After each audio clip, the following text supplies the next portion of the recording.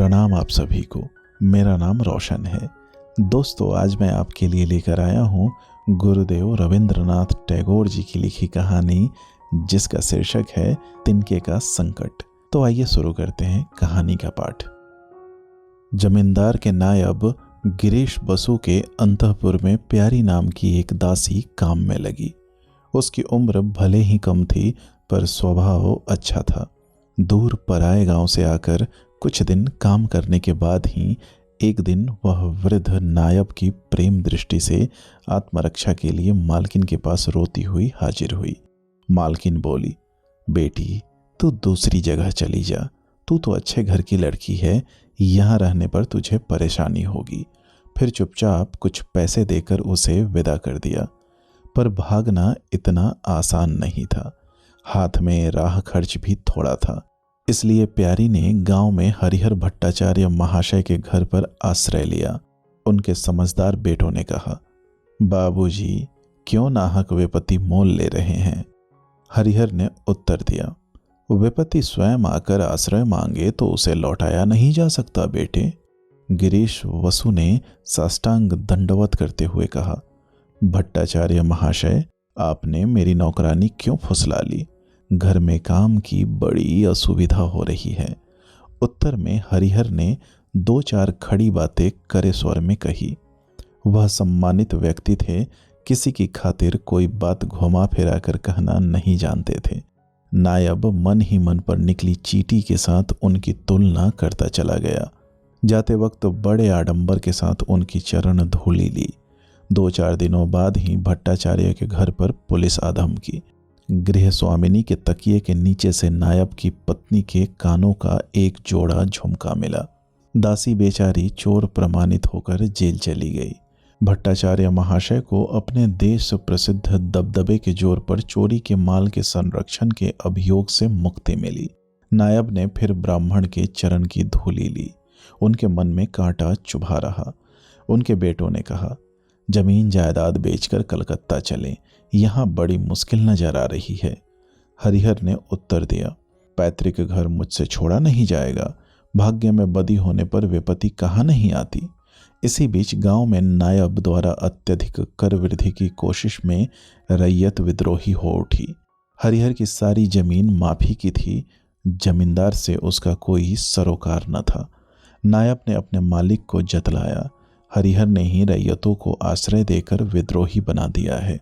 जमींदार ने कहा, जैसे भी हो भट्टाचार्य को ठीक करो। नायब भट्टाचार्य की चरण धूली लेकर बोला, सामने वाली जमीन परगना की सीमा में है, उसे तो छोड़ना होगा। हरिहर ने कहा, यह क्या कह रहे हो? वह तो मेरी बहुत दिनों की दान की जमीन है। हरिहर के आंगन से लगी पैतृक जमीन को जमींदार के परगने में बताकर नालिश दायर कर दी गई। हरिहर बोला, तब तो इस जमीन को छोड़ना पड़ेगा। मैं तो बुढ़ापे में अदालत में गवाही देने नहीं जा सकूंगा। उनके बेटों ने कहा, घर से लगी पैतृक जमीन ही यदि छोड़नी पड़े तो फिर घर में कैसे टिका जाएगा? वृद्ध पैतृक घर के प्राणाधिक मोह में कांपते डग से अदालत में गवाह के कटघरे में जाकर खड़े हुए। मुंसिफ नवगोपाल बाबू ने उनकी गवाही सही मान मुकदमा खारिज कर दिया। गांव में भट्टाचार्य के खास रैयतों ने इसे लेकर बड़े धूमधाम से उत्सव समारोह शुरू कर दिया।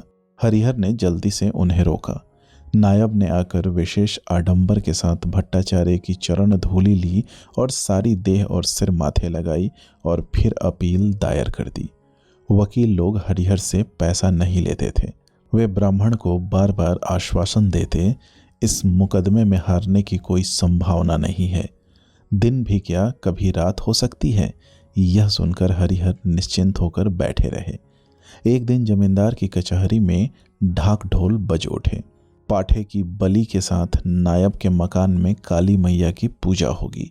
भला बात क्या है? भट्टाचार्य को खबर मिली कि अपील में उनकी हार हुई है। दिन कैसे रात हुई, बसंत बाबू ने इसका गूढ़ वृतांत इस तरह बतलाया। हाल ही में जो नए एडिशनल जज होकर आए हैं, मुंसिफ नवगोपाल बाबू के साथ उनकी बड़ी खटपट थी। उस समय वह कुछ नहीं कर पाए। आज जजी की कुर्सी पर बैठकर नवगोपाल बाबू की दी हुई राय को देखते ही उसे उन्होंने पलट दिया, इसलिए आप हार गए। आकुल हरिहर ने पूछा, हाई कोर्ट में क्या इसकी कोई अपील नहीं? बसंत बाबू ने उत्तर दिया, जज बाबू ने अपील से फल पाने की संभावना तक नहीं छोड़ी है। उन्होंने आपके गवाह पर संदेह प्रकट किया और विरोधी पक्ष के गवाह का विश्वास किया। हाई कोर्ट में तो गवाह पर विचार नहीं होगा। वृद्ध ने आंखों में आंसू भरकर कहा, फिर मेरे लिए कोई उपाय? वकील बोले, उपाय तो एक भी नजर नहीं आता। दूसरे दिन गिरीश बसु ने लोगों के साथ आकर समारोह के साथ ब्राह्मण की चरण धूली ली और जाते हुए उसने कहा, प्रभु जैसी तुम्हारी इच्छा। दोस्तों, उम्मीद करता हूँ यह कहानी आपको पसंद आई होगी। ऐसी ही ढेरों कहानियाँ सुनने के लिए आप हमसे जुड़े रहें। बहुत बहुत धन्यवाद।